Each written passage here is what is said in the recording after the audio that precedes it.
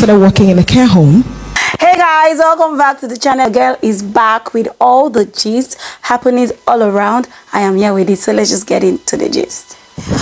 This video we are talking about today is about Rita Dominic, a prominent, popular, gorgeous, beautiful actress, Nigerian actress, who came to share a story. When I heard this video, I said, no, this is something I know my audience will be interested in, because you really don't know what people are going through behind the scenes. You don't know their struggles. And I mean, sometimes it's very easy for us to come out and just, judge or just say things sometimes. Okay, but I mean, hearing Rita Dominic come to say that she worked in a care home, and when you hear the reason why, like she was literally caring for, hey, my God. I said, no, this is something that I need to come and share with you guys. And there are lots of lessons to take out of this video, if you will. Let's just get into the video. Many of you don't know, but in 2001, 2002, I stopped acting. I left the industry. I moved to London because it was a very dark period in my life. Like I said, I had these issues, and I just fell out with some friends I considered family, and I just gave up acting for a while. I needed to get out of, just leave that space for a minute. And then I moved to London and I gave up stardom, and then you won't believe it. This is something I've never told people before. But while in London, I was trying to make ends meet. I started working in a care home as a caregiver for adults with special needs. While some might view it as a step down, I don't. It's taking care of others brought me joy and purpose at the time I needed it most. Because remember, I took care of my mother and my father when they were ill, because I was alone with them. And when I say taking care of, I'm talking about really taking care of. Because you see, when you get really ill, it's sometimes become incontinent. So I took care of them at that level. So it was a no-brainer for me. My mother, my rock, my support system.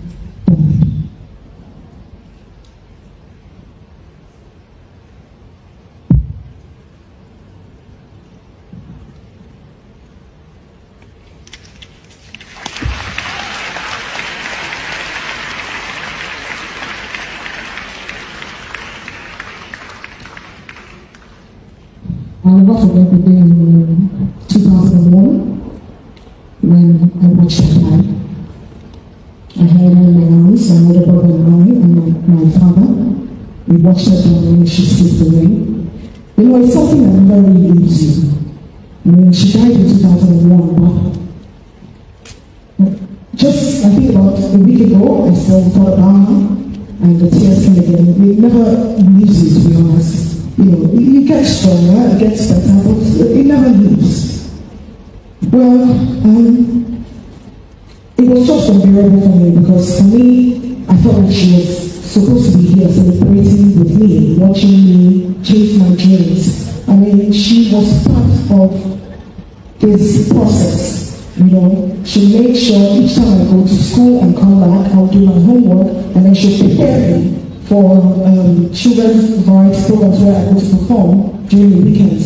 So she was very, very instrumental to who I am today, And then after that, I was at that place. I felt like there was no reason to keep going on. I remember being on the plane going back to Lagos after she had passed. So she passed in my state where I'm from, Imo State. And then we'll have to go to Lagos and get necessary things to come back and plan the burial. Now I remember being on that plane, and to be honest, it was such a turbulent flight, but I did not flinch because I wanted it to crash. I was praying that I want this plane to crash so I can see my mother and be with my mother again. That's how I felt. And then it's a very empty feeling anyway. Now you see, I'm the youngest in my family, and while I was in secondary school, my older siblings had all moved back to the UK because they were all born there. I was only one born in Nigeria anyway. That's a story for another day. After our mother's funeral, we all returned back to their lives abroad. Then life for me took a turn for the worse, both emotionally and financially. My father's health declined because, when a couple, when they're very close and one dies, it affects the other one. I think my father actually stopped living with him and my mother died. So he became ill, his health declined, and then, my siblings managed to move back to the UK, and I was now all alone in Nigeria.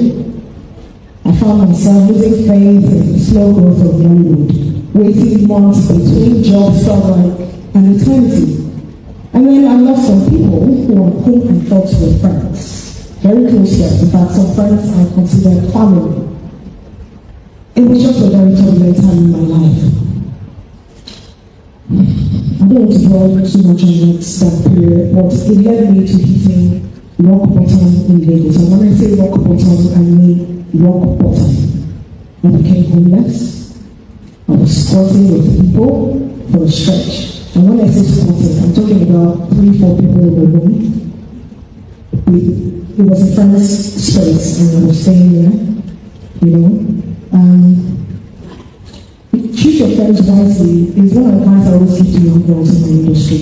It's very important to choose who, there's something the man said, choose your friends. It is very important to have friends who share the same vision goals with you, people who your visions are aligned, and people who bring very good energy, because the sort of energy you put out in the universe is the sort of energy you receive. That's something I always tell people. So you have to be very careful the sort of energy you surround yourself with, and also the sort of energy you're putting out there in the universe.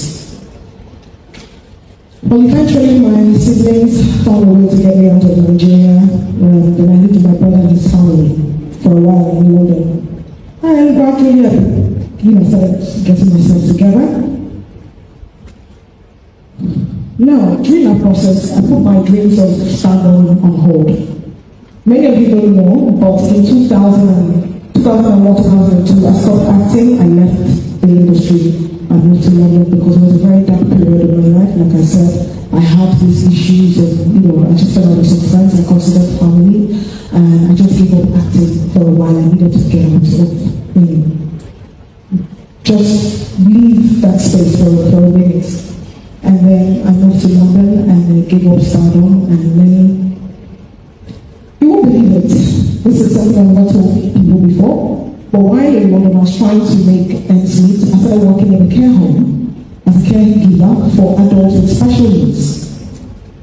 While some might view it as a step down, I don't. It's taking care of others brought me joy and purpose at the time I needed it most. Because remember, I took care of my mother and my father when they were ill, because I remember them. And when I say taking care of, I'm talking about really taking care of, because you see, when you get really ill, it's sometimes becoming incontinent. So I took care of them at that level. So it was a no-brainer for me. Okay, fast forward to 2003, I saved some money to return to Nigeria to get my stuff, and just finally moved, relocate to London. Nollywood was not beginning to thrive. In fact, they were now calling it Nollywood. We used to call it Africa film industry, or Nigeria film industry at the time. And so my producers were urging me to stay. I felt it was risky. I didn't want to lose my job. And also I started a drama school in London. I just paid the fees before I came to Nigerian holiday. Right before I went to Nigerian holiday, I keep thinking I'm in Nigeria, And then one day, Genevieve actually calls me. You all know Genevieve, right? Yes. So Jenny calls me a few days before I was to go back to London, and she said, "Oh, I've given your number to a police officer for referral." And I'm like, I'm going back. And she's like, "Well, just listen to what he has to say." She was one of the people that advised me to say that I will go back to London. Wow, the thing is with life, it comes in stages and phases of different people, and dealing with hurt is crazy. Yeah, Rita Dominic share her story, her experience about losing her mom, and then her wishing that a plane would literally crash so that she can go and be with her mother. I mean, I can't even imagine that. I thank God on her behalf that did not happen, no. Because sometimes when you are in pain, you wish for certain things to happen, but then again, when you look at life, you see there's light at the end of that tunnel. Anyway, to the part where she worked as a caregiver, I mean, I wanted to touch down on that because some of our people, sometimes when they travel, they'll be like, oh, I can't do this, I can't do this. But sometimes there's certain things you just have to do, you know, to make ends meet, okay, to just survive, okay. You're not in your land where you can just, you know, want to flock, but even in your land, are you really thriving? So imagine Rita Dominic, if she had not come out to say it and someone just said it to me, I'll be like, it's a big lie. Why would she even want to do that? But anyway, you heard it from her right there. Let me know what you think in the comment section, and I'll see you guys in my next video. Bye.